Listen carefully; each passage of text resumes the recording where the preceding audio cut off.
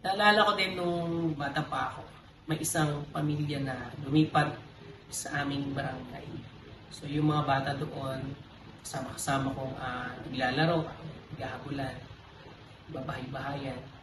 Ginagawa yung mga laro na usually na ginagawa ng mga bata.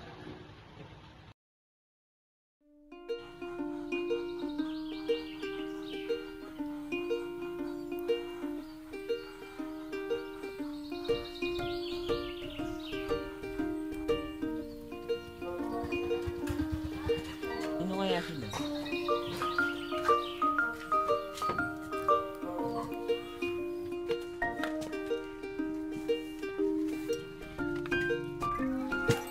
Ay, saan ang bago natin lilipat? Ito na yung bago nating lilipatang bahay, anak. Tara, pumasok na tayo sa loob.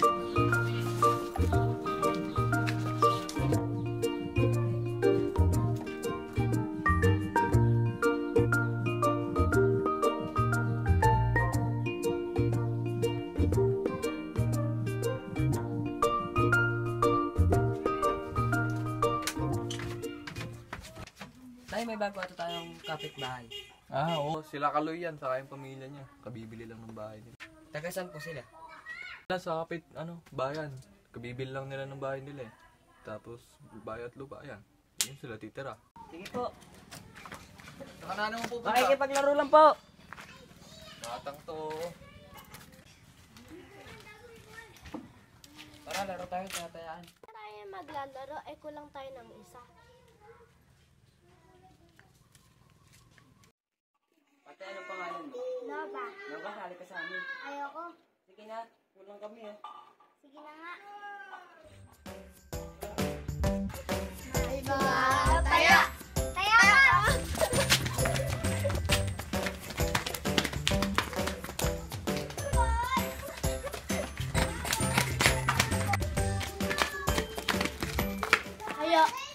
Ayoko na, pagod na ako.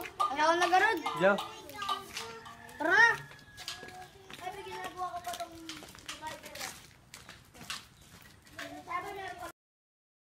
Nakakapagod eh. Oo nga, okay lang yan. Basta nag-enjoy. Sige, bukas na lang ulit. Sige, Wait, ano nga ulit pangalan mo? Nova. Sige, Nova, bukas na lang ulit. Yung isa sa kababata ko, may gusto pala sa akin. So naalala ko pa noong bata kami. High school ako, and then siya ay elementary. 4 years kasi kami nagpuan. Age gap. So talagang tuwing dadaan ako sa bahay nila, makikita ko siya na nandun siya sa may pito ng bahay. Inaabangan ako. Minsan, maririnig ko na lang may sumisigaw ng Mr. Pag-ibig. Ayan, Mr. Pag-ibig ko, ayun yung tawag na sa akin.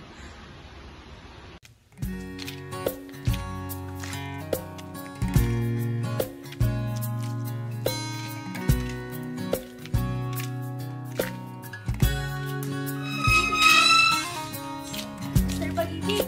Mr. Pag-ibig! Hey, Mr. Pag-ibig!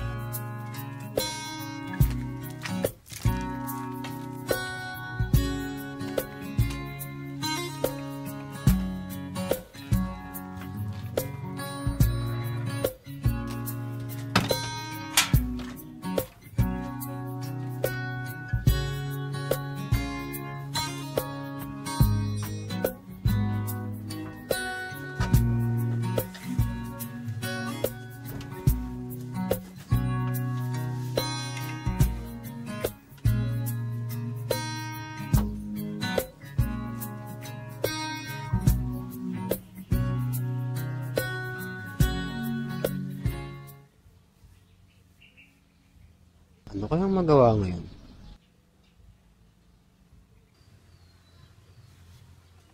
Alam ko na.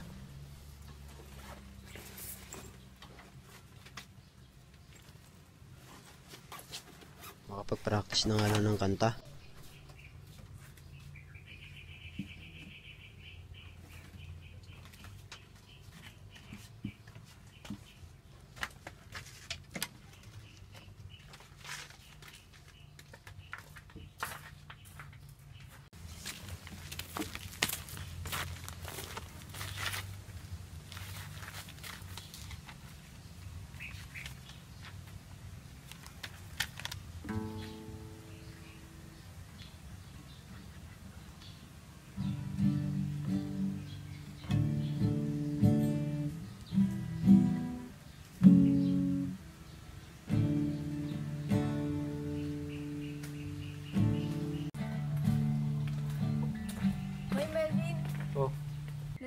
ka pala? Nagpa-practice lang. Ano practice mo? Ano kasi, isang kanta. Anong kanta?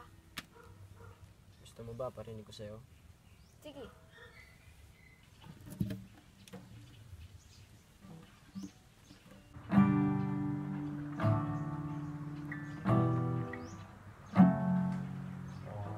Make you smile whenever you're sad. Carry around when your heart is smile. All I wanna do is go with you. I'll get you medicine when your tummy aches. Build you a fire when the furnace is made. It could be so nice, grow old with you. Miss you, kiss you, give you my coat when you are cold. Need you, feed you, even let you hold the remote control. So let me do the dishes in our kitchen sink. Put you to bed when you're too much to drink. I could be the man who grows old with you. Galing mo pala kumanta, Melvin. Salamat. Siguro na ako. Baka hinahat na ako sa bahay eh. Ako rin, may gagawin din ako mamaya eh. Kita na lang tayo ah. Sige, ingat ka.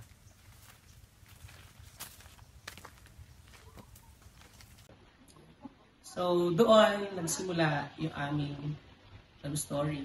Yan, sa palitan ng message. Yan. Hindi pa uso nun yung Facebook, hindi pa uso nun yung Messenger. So, kailangan mong mag-load.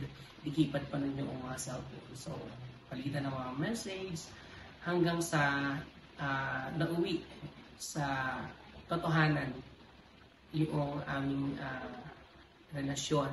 Kami ay naging magkasintahan.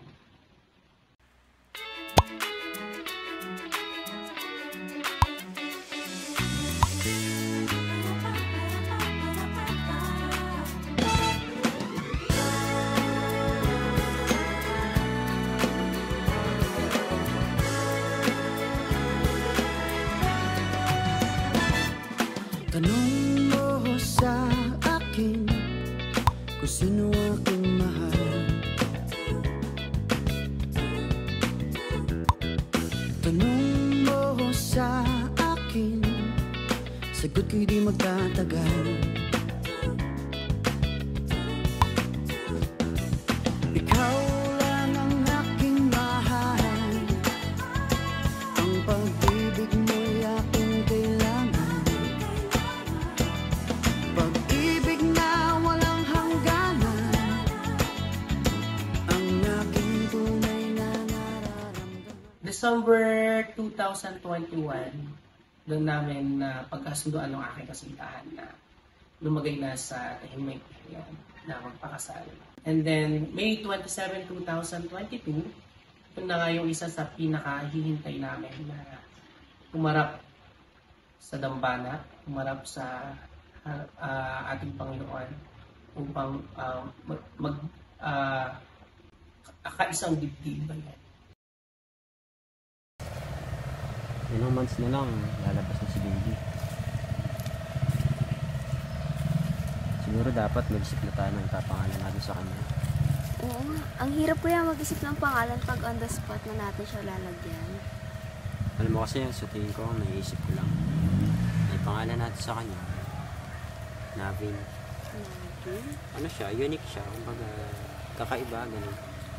Navin Mackenzie. Ano sa tingin mo? Ay, ganda.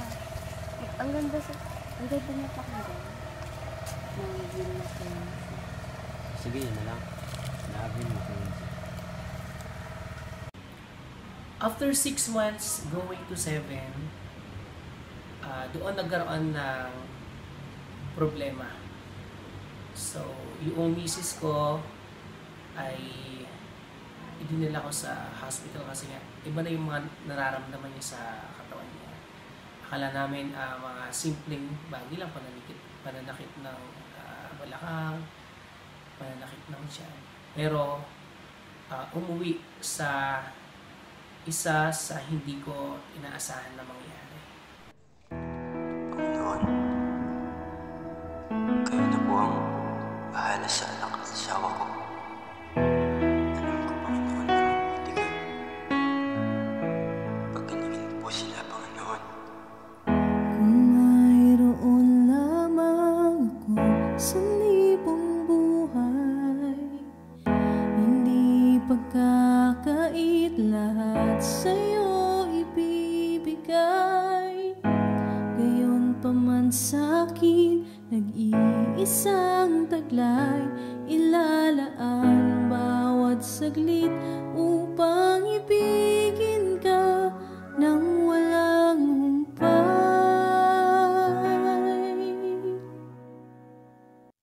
Gaya ng dagat na hindi napapagat sa pag-alon, ang puso ko ay sa'yo nagmamahal.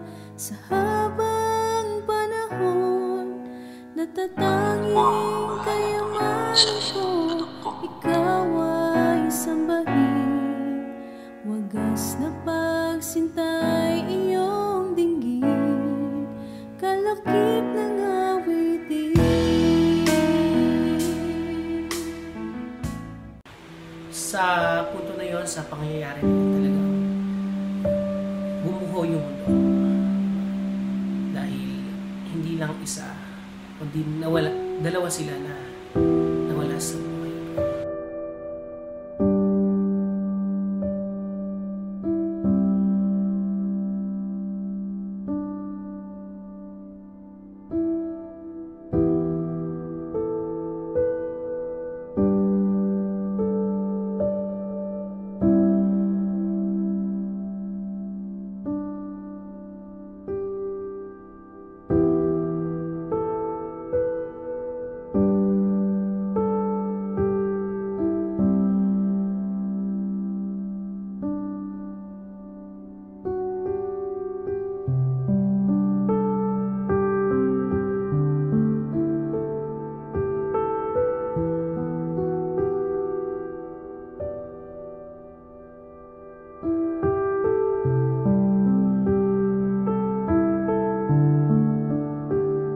Masakit isipin.